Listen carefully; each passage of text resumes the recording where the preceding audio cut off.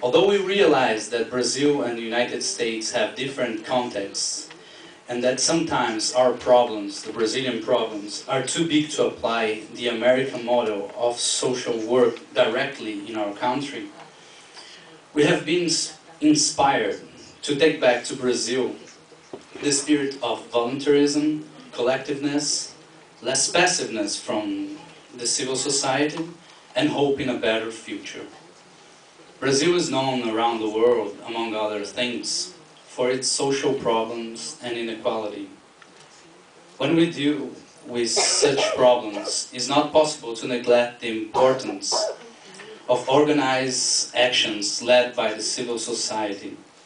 More specifically, when we face violence, it's imperative to have a broad participation of the society, not only by taking part in volunteer work, but also by debating, facing the roots of our problems. It's clear after our experience here in the US that only when we recognize that we have a problem, it becomes possible to address it properly.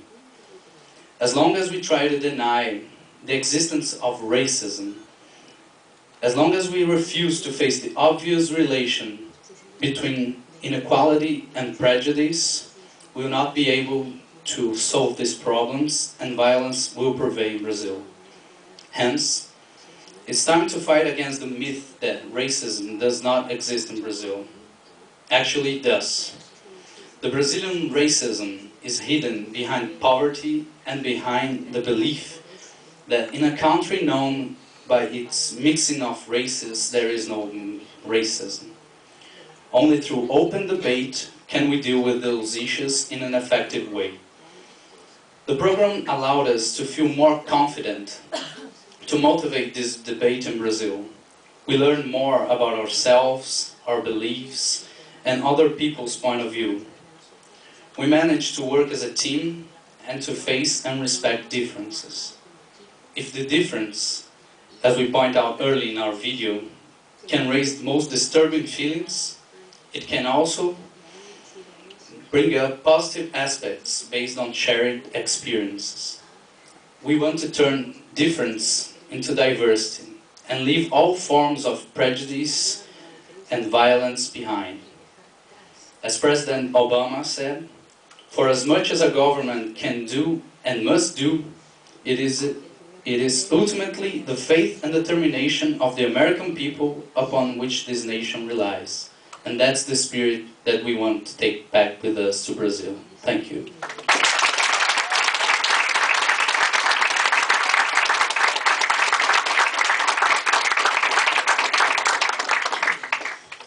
We now want to thank you, all the people that made our stay here possible.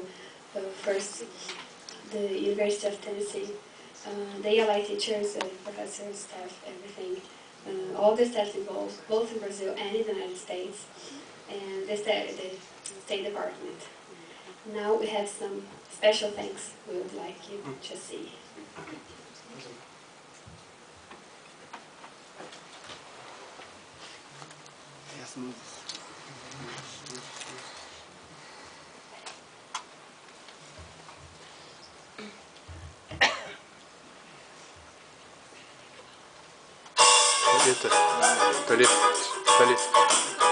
Talita.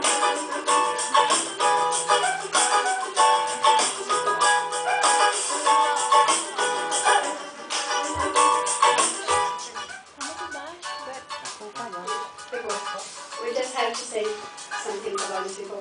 Dakar and David, they selected us and they gave us the opportunity to be here. I want to thank them for believing in us.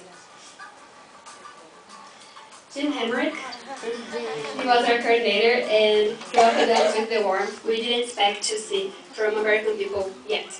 In the end, he proved to be a really good poet too.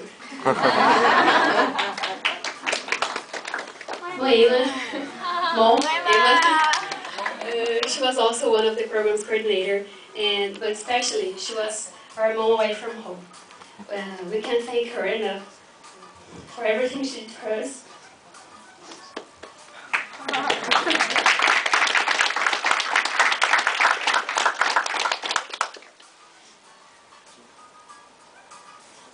Candis. She was one of our sitters, not babysitters, and helped putting some order in some 20 very excited students. So don't forget, we have to be on the bus in time.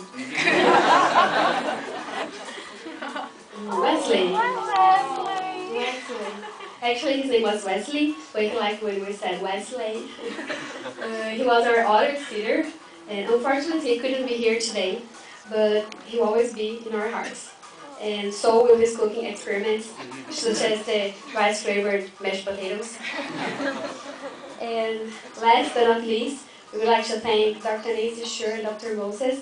They are ELI professors that worked with us during this program. And that's it. Thank you all, and thank you for your attention.